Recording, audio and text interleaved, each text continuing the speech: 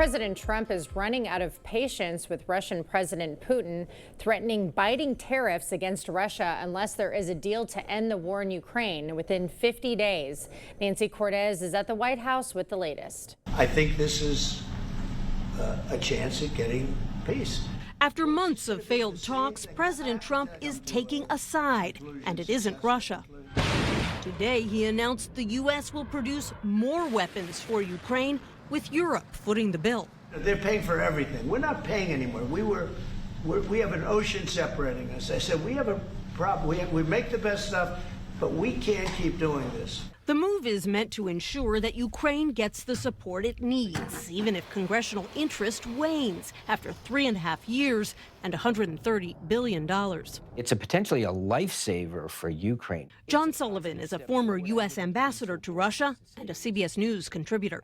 What President Trump seems to be saying is that the Europeans have more of a vested interest in Ukraine's success than the U.S. does. So let them pay for it. Just look at a map, right?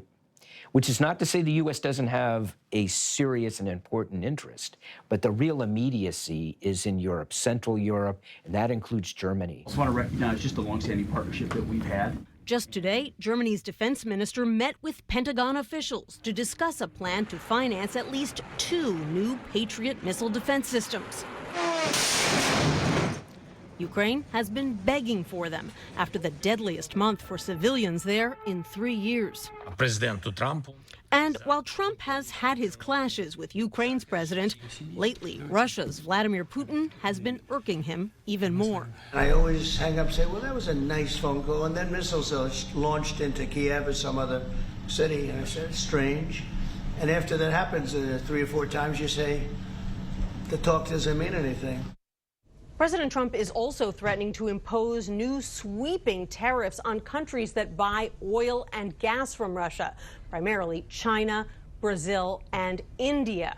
Those purchases are crucial to Russia, enabling it to fund its war effort. And so the White House is hoping this new threat will make them think twice.